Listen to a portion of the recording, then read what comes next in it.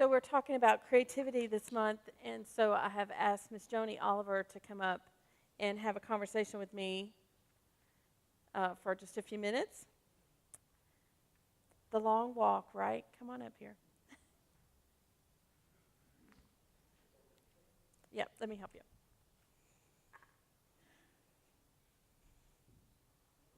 Yeah.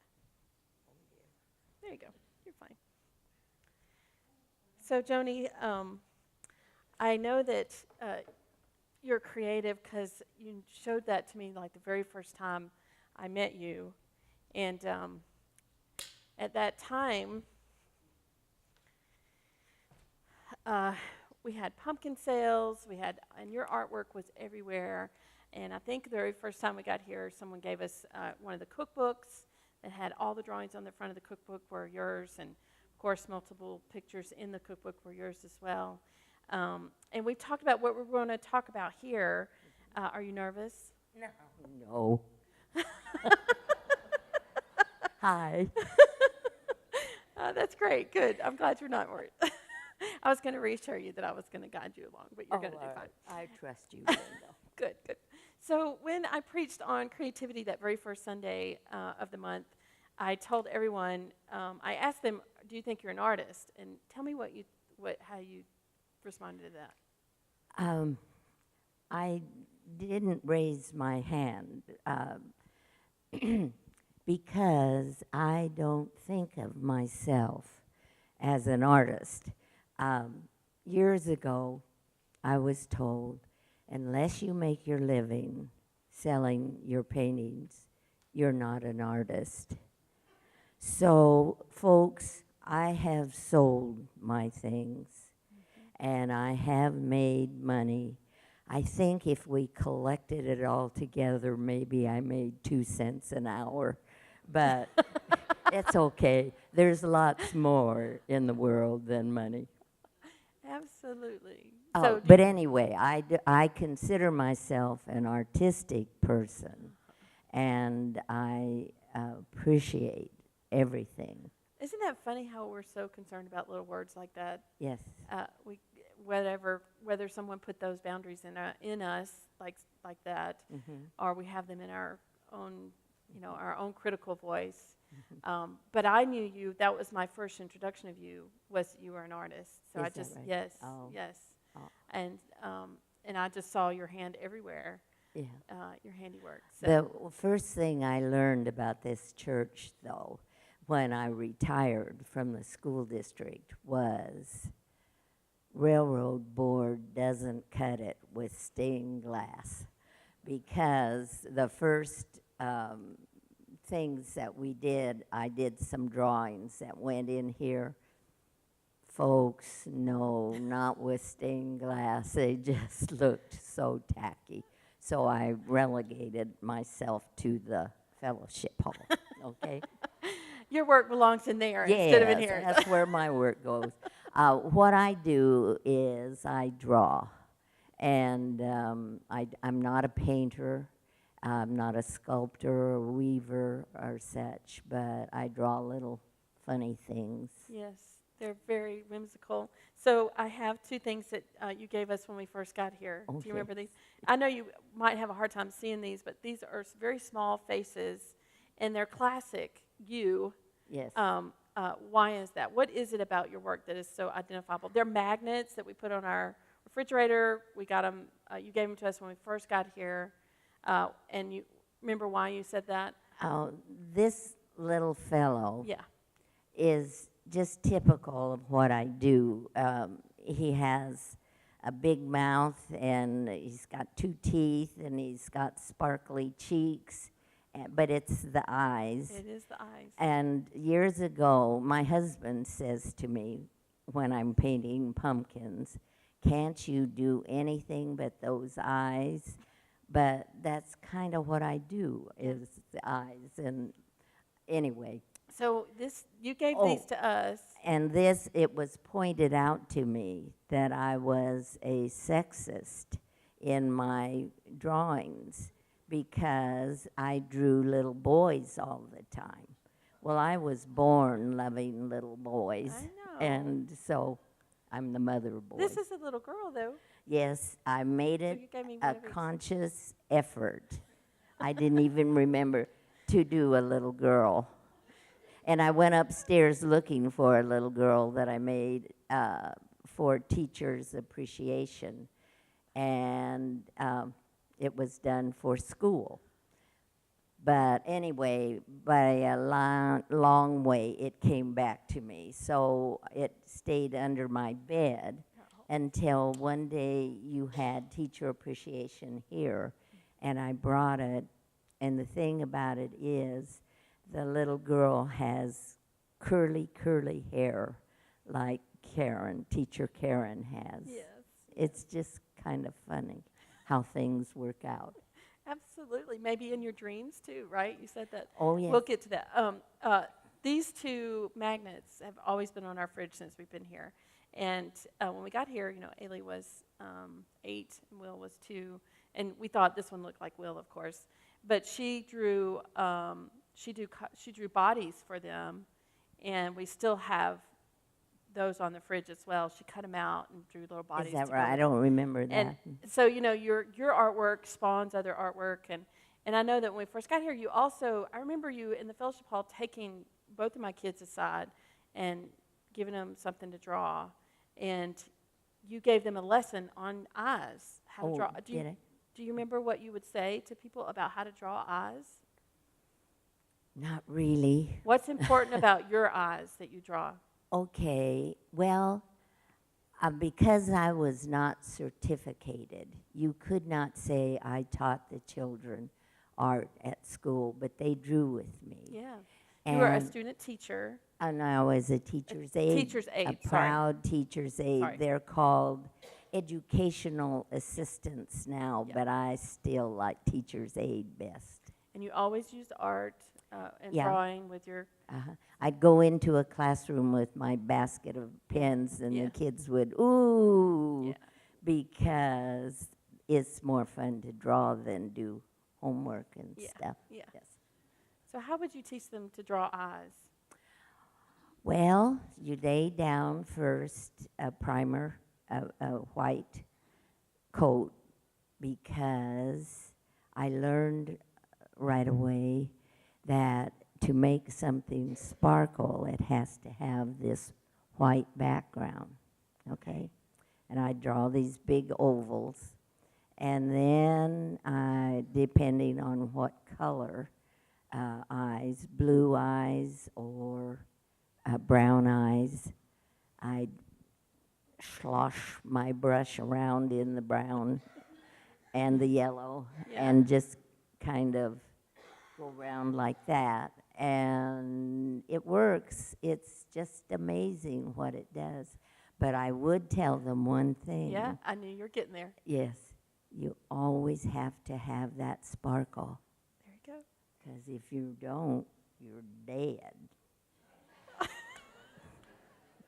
And so they would always add, and if you look in magazines and all, This is the lesson that you Is have that for right? us. It's Yeah. perfect. Go ahead. If you Okay. look in magazines, go if ahead. you look in drawings or in Disney characters, they all have a sparkle. Yeah. Every one of yours has a little white sparkles in them. Yes. Yeah. And they're different. Every one of them's a little bit different. And that's true of all of your Yes. your art. Yeah. This one, I know you can't see it, but this is a cookbook that I Yep. illustrated for. How many of you know Dan Rosetta? Anyone? Okay. His mother and her friend wrote this cookbook. And folks, don't try to stand that way, because it'll kill you. But that's how I drew them. And one night, No, hold it. Let me hold it for okay. you. I would work 8 hours at school and then come home, fix dinner, and then work for several hours drawing. And I had drawn this young mother, and I got up to go in the other room. And when I came back, I just gasped. And I went out and got Kenny, and I said, Kenny, who is that? And he looked at it, and it was our dear friend who had taken her life. And I wasn't thinking about her, but somehow or another she came through on that drawing. And nobody knows that but me. Well, now we all know it. Yes, now Yeah, you now do. we all know. Yes. Um, Now, when you draw and you put that sparkle in there, and you say that you see it in magazines, do you also see it in people when you look at them? oh, yes. Yeah. Yes. I'm a people person. Yes, you are. And I love to look in a person's eyes, So in their face. when you were a teacher, how did you see that sparkle in your students? I was not a teacher. So, teacher's aide. A I keep getting that teacher's wrong.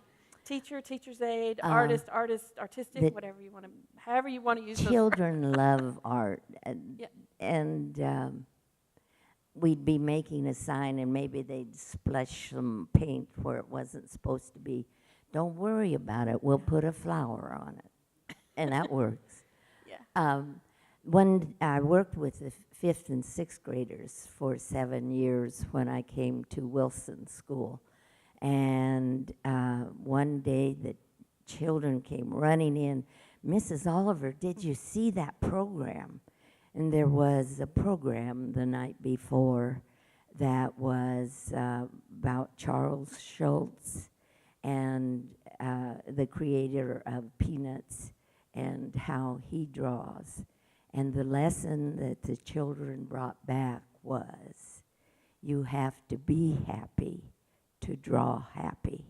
And how many of you have seen that Snoopy where he's just, his nose is up in the air and his arms are out and he's so happy?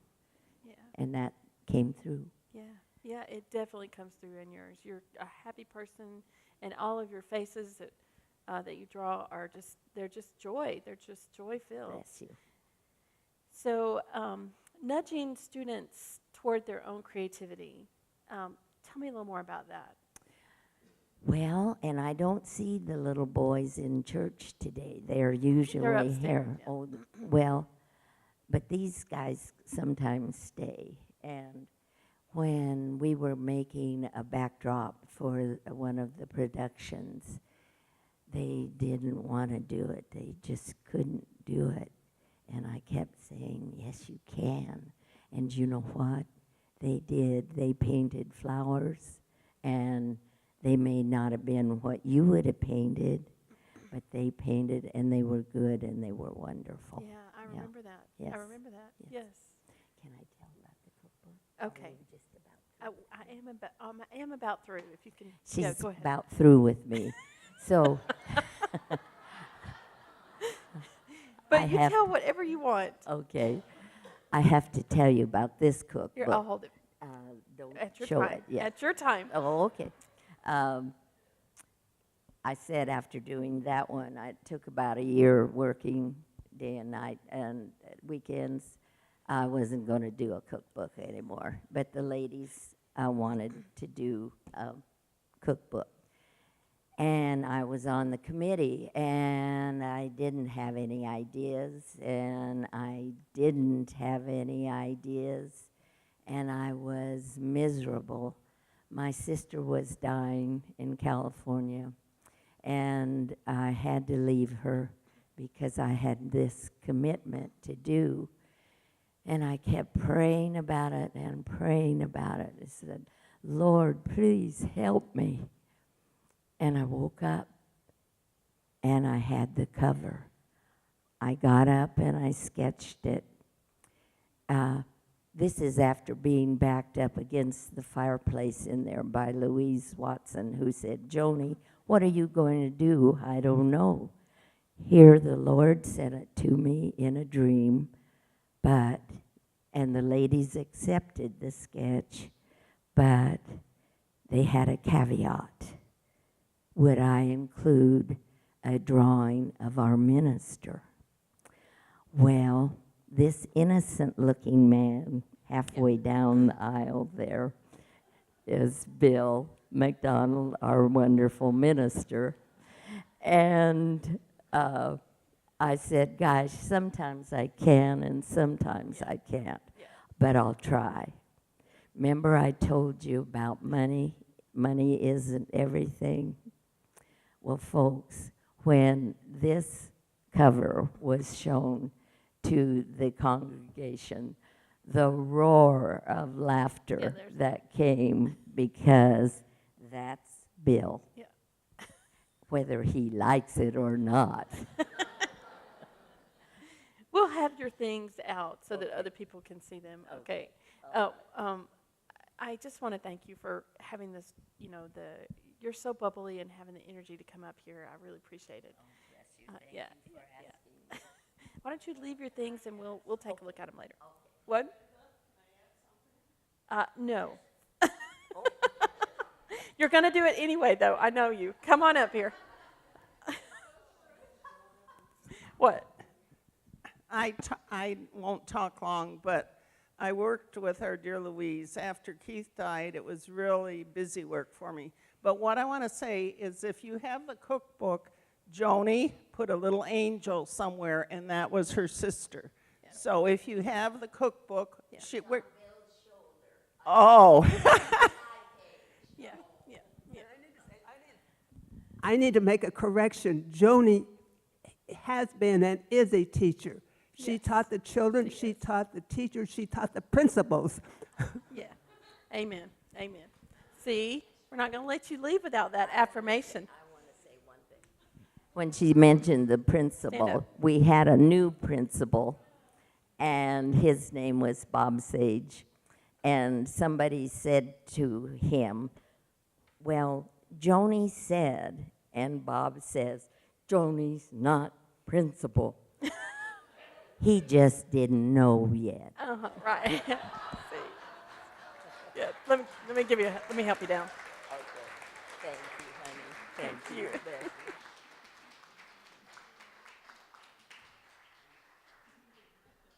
Give some people an inch and they will take them all, right? That's okay. Thank you, Joanie. So.